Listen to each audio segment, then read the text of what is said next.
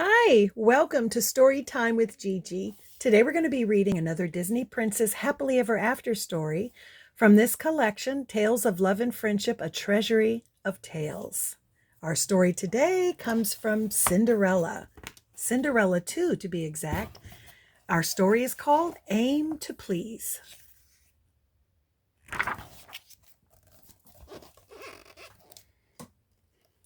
"We're back," cried Cinderella through the carriage window. She looked at the beautiful castle excitedly. "Welcome home," the prince said with a smile. Cinderella and the prince had been married a couple of weeks earlier, and they were just getting back from their honeymoon. "I still can't believe I'm going to live in a castle," Cinderella said. "Are you sure this isn't just a dream?" The prince chuckled. "You're a princess now," he told her. Inside the castle, the king heard that his son and Cinderella had returned from their trip. He summoned Prudence, who ran the royal household, and asked her to teach Cinderella about her new responsibilities. "It's going to be your duty to prepare the girl," the king said. "The royal banquet will be Cinderella's responsibility now." Prudence was horrified. That had always been her job.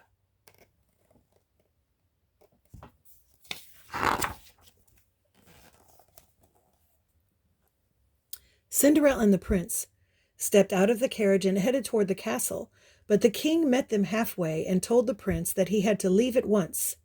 "We have important matters to attend to." "Now?" the prince said. "Father, I can't just abandon my princess, not with the royal banquet only 2 days away. She hasn't had time to prepare." "Your Majesty," offered Prudence, "I can take care of the preparations as always." "Just show Cinderella what to do," the king ordered. "It's her duty to plan the banquet." He hurried into the carriage. "I'm sorry to rush off," said the prince. "Don't worry," Cinderella replied confidently. "I'll be fine." But the next morning, the princess wasn't so sure. Prudence found Cinderella making breakfast in her old clothes. "A princess never prepares her own meals," Prudence said. "That is not how things are done." She made Cinderella leave the kitchen and change into a gown. Later, Cinderella's mouse friends Jacques and Gus listened with interest as Prudence described the menu to the princess: roast beef, tarragon mashed potatoes, and French onion soup. The mice wondered what was for dessert. "Stewed prunes," Prudence announced. She pointed to prunes that had been shaped into a cake. "Prunes?" Cinderella said in disbelief. "The king expects them," Prudence replied. "It is tradition that has never been broken."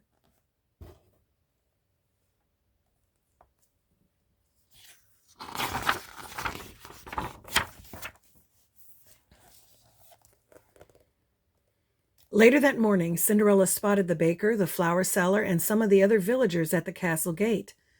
"My friends," she replied happily. "Open the gates," Cinderella called to the guard. "No, no," Prudence scolded. "You must remember the rules. Commoners are never allowed in the palace. It simply isn't done."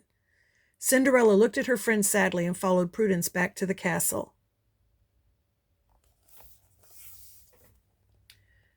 Prudence gave Cinderella more and more rules to follow. Every time the princess had an idea for the banquet, Prudence said the same thing: "It simply isn't done." That afternoon, the servants tried to help Cinderella by quizzing her about the rules. "Gold or silver?" they asked. "Fish or fowl? Stand or sit? Left or right?" I don't know," Cinderella cried. Prudence made the princess practice the king's favorite dance with a stack of books on her head. After a couple of hours, she got tired and fell. The books clattered to the floor. Prudence didn't care. "Your Highness," she said sternly, "the dance is best performed on one's feet." Cinderella glared at her and went upstairs.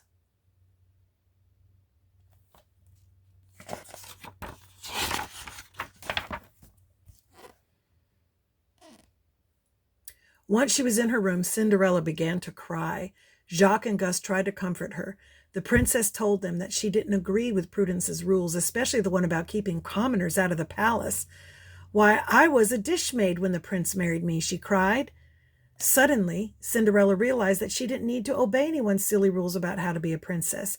"I'm going to plan this banquet my way," Cinderella told the mice.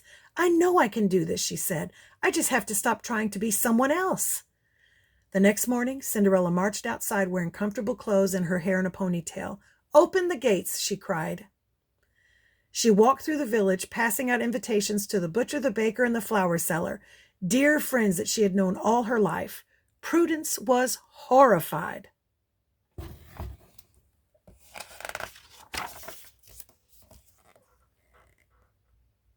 When she returned to the castle, Cinderella headed straight for the kitchen.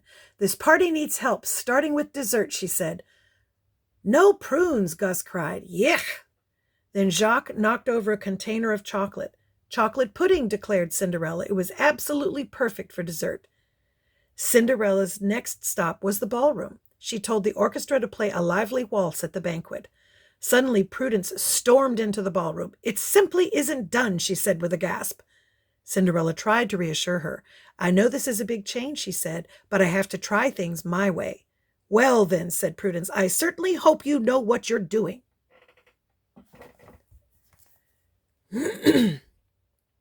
Later that day, Cinderella put on her favorite dress and necklace. It was almost time for the banquet. "It's too late to turn back now," she said. Cinderella went downstairs to the ballroom. The orchestra was playing a merry tune. The royal guests and commoners had arrived and were dancing together like the best of friends. All at once the trumpet sounded. The king and the prince had returned. Cinderella had butterflies in her stomach. What would the king say? She held her breath as he walked in. He stopped and stared. Commoners in the palace? The orchestra playing a waltz? At that moment, a servant ran by with a big silver bowl. Smack! She bumped right into the king. The bowl landed on his head. Splat! "What the blazes is going on here?" the king bellowed.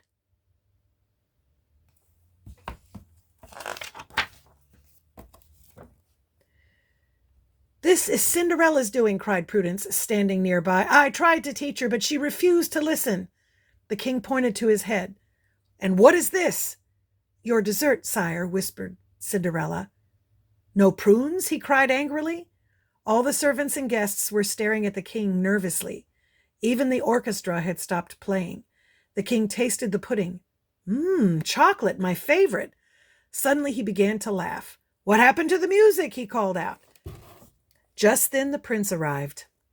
He swept Cinderella into his arms and whirled her around the dance floor. After a moment, the royal couple noticed that the king was shaking Prudence's hand and complimenting her. "I always said we needed some new traditions around here. Go on now, Prudence. You're missing all the fun." Then the king pushed Prudence into the Grand Duke's arms, and the two began to dance across the floor.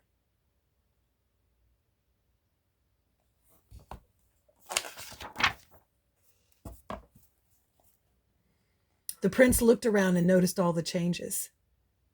"Did I miss something?" he asked. Cinderella smiled and told him that she tried to be true to who she was as she planned the banquet.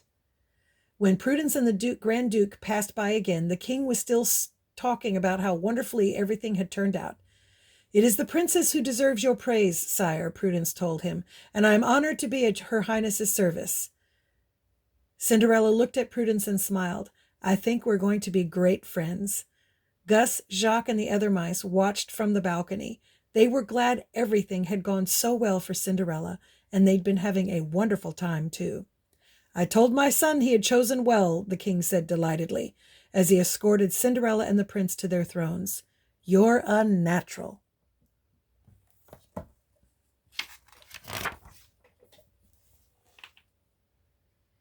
The king placed the glittering crown on Cinderella's head. "Hooray!" everyone cheered, including the mice. "I'm glad you did things your own way," the prince told Cinderella. She blushed. "Someday I'll get this princess thing right." The prince leaned over and gave Cinderella a kiss. "I think that day is today," he answered with a smile.